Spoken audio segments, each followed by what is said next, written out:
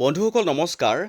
এই সময়ত ৰাজ্যৰ বহু হাজাৰ কৰ্মচাৰীলৈ এটা অতি দৰকাৰী তথা গুৰুত্বপূৰ্ণ ইনফৰমেশ্যন শ্বেয়াৰ কৰিবলৈ যত্ন কৰিম, যিটো শেহতীয়াকৈ প্ৰকাশ পাইছিলে।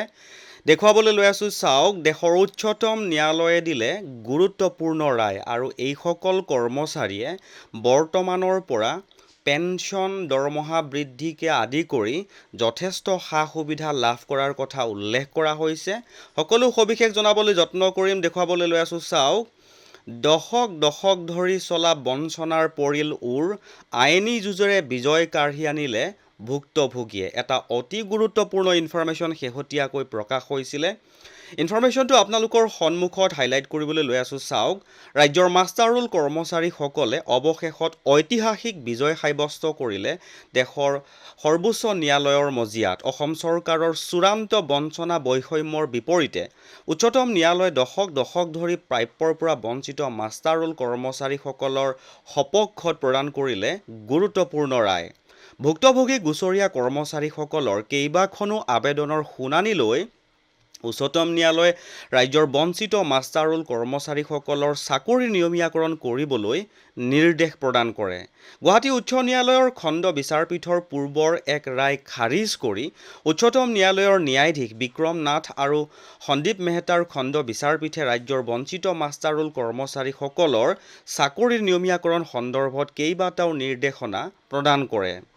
নিৰ্দেশনাত উচ্চতম ন্যায়ালয়ে কয় যে 2005 চনৰ 22 জুলাইত কেবিনেট সিদ্ধান্ত যোগে 30,000 কৰ্মচাৰীৰ চাকৰি নিয়মীয়াকৰণ কৰা হৈছিল আৰু এই কেবিনেট সিদ্ধান্ত অনুসৰি গুচৰীয়া মাষ্টাৰ ৰোল কৰ্মচাৰীসকলকো নিয়মীয়া কৰ্মচাৰী হিচাপে ৰাজ্য চৰকাৰে গণ্য কৰিব লাগিব। নিয়মীয়াকৰণৰ প্ৰক্ৰিয়া ত্বৰান্বিত কৰাৰ বাবে অসম চৰকাৰে যোগ্য গুচৰীয়া মাষ্টাৰ ৰোল কৰ্মচাৰীসকলক চিনাক্ত কৰি যাৱতীয় পৰীক্ষণ প্ৰক্ৰিয়া সম্পন্ন কৰিব লাগিব।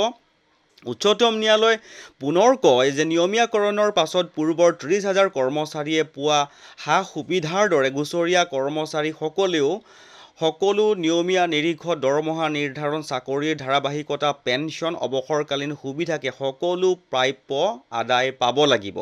ইতিমধ্যে অৱসৰ লোৱা মৃত মাষ্টাৰ ৰোল কৰ্মচাৰীসকলৰ সন্দৰ্ভতো কি ব্যৱস্থা ল'ব সেয়া উচ্চতম ন্যায়ালয়ে নিৰ্দেশনাত উল্লেখ কৰে। সৰ্বোচ্চ ন্যায়ালয়ে কয় যে অৱসৰপ্ৰাপ্ত কৰ্মচাৰীসকলক নিৰ্ধাৰিত সময়ৰ পৰা অৱসৰৰ দিনটোলৈ নিয়মীয়াকৰণ হোৱা বুলি গণ্য কৰি আৰ্থিক প্ৰাপ্য আৰু বকেয়া আদায় দিব লাগিব।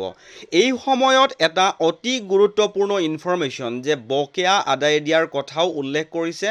একেদৰে মৃত কৰ্মচাৰী অৰ্থাৎ মাষ্টাৰ ৰোল কৰ্মচাৰীসকলৰ ক্ষেত্ৰত বকেয়া আৰু অন্যান্য সুবিধা আইনগত উত্তৰাধিকাৰীক দিবলৈ নিৰ্দেশনাত ন্যায়ালয়ে উল্লেখ কৰে।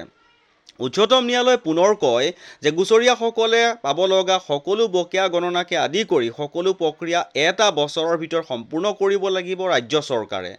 অৱশ্যে নিৰ্দেশনাত সৰ্বোচ্চ ন্যায়ালয়ৰ বিচাৰপীঠে স্পষ্ট কৰি দিয়ে যে 1993 চনৰ 1 এপ্ৰিলৰ পূৰ্বে ৰাজ্য চৰকাৰ বিভাগত কৰ্মৰত গুচৰীয়া মাষ্টাৰ ৰোল কৰ্মচাৰীসকলৰ বাবেহে এই নিৰ্দেশনা প্ৰযোজ্য হ'ব। উল্লেখযোগ্য যে অসম চৰকাৰে 2005 চনৰ 22 জুলাইত এক কেবিনেট সিদ্ধান্তৰ জৰিয়তে বিভিন্ন বিভাগত থকা 30 সহচাৰী কৰ্মচাৰীৰ চাকৰি নিয়মীয়াকৰণ কৰিছিল, কিন্তু একে শ্ৰেণীৰ বাকী থকা কৰ্মচাৰীসকলক চৰকাৰে নিয়মীয়াকৰণৰ পৰা বঞ্চিত কৰে। দশক ধৰি বিভাগসমূহত সেৱা আগবঢ়াই থকাৰ পাছতো বহুসংখ্যক মাষ্টাৰ ৰোল কৰ্মচাৰী নিয়মীয়াকৰণৰ পৰা বঞ্চিত হয়। মঞ্জুৰীকৃত পদৰ বিপৰীতে নিযুক্তি লাভ নকৰাৰ দোহাই দিয়ে মাষ্টাৰ ৰোল কৰ্মচাৰীসকলৰ চাকৰি নিয়মীয়াকৰণৰ পৰা বিৰত থাকে ৰাজ্য চৰকাৰ। এনে ঘটনাত ক্ষুব্ধ উচ্চতম ন্যায়ালয়ে কয় যে কোনো যুক্তিসংগত কাৰণ অবিহনে কৰ্মচাৰীসকলক নিয়মীয়াকৰণৰ পৰা বঞ্চিত কৰাটোৱে ৰাজ্য চৰকাৰৰ বৈষম্যমূলক আচৰণ উদঙাই দিছে। ইপিনে উচ্চতম ন্যায়ালয়ে ৱৰ্কছাৰ্ছ কৰ্মচাৰীসকলৰ বাবে আশাৰ দুৱাৰ মোকলাই দিছে। অল আছাম ৱৰ্কাৰ্ছ এমপ্লয়িজ এছ'চিয়েশ্যনৰ গোচৰৰ ভিত্তিত উচ্চতম ন্যায়ালয়ে কয় যে ৱৰ্কছাৰ্ছ কৰ্মচাৰীসকলক এক নিৰ্দিষ্ট শ্ৰেণী হিচাপে গণ্য কৰিব লাগিব। লগতে গুচৰীয়া সংগঠনটোৱে যদি বিচাৰে তেন্তে পেঞ্চনকে ধৰি অন্যান্য সকলো সা সুবিধা বিচাৰি ৰাজ্য চৰকাৰৰ ওচৰত তেওঁলোকে অজৰ আপত্তি দাখিল কৰিব পাৰিব। নিশ্চয়কৈ এটা ভাল খবৰ বহু হাজাৰ কৰ্মচাৰীৰ বাবে বৰ্তমান উচ্চতম ন্যায়ালয়ত যি গুৰুত্বপূৰ্ণ ৰায় প্ৰদান কৰিলে। এটা গুৰুত্বপূৰ্ণ ইনফৰমেশ্যন পালোঁ। সুখবৰটো পোৱাৰ লগে লগে আপোনালোকৰ সৈতে শ্বেয়াৰ কৰিলোঁ। আশা কৰোঁ আপুনিও এই ইনফৰমেশ্যনটো এবাৰ শ্বেয়াৰ কৰি দিব আৰু যদি ইনফৰমেশ্যনটো ভাল লাগিছে বা আগলৈকো যদি এনেকুৱা কিছুমান গুৰুত্বপূৰ্ণ ইনফৰমেশ্যন আপোনালোকে পাই থকাটো বিচাৰে তেনেহ'লে আমাৰ চেনেলটো ছাবস্ক্ৰাইব কৰি হাতত ৰাখিব।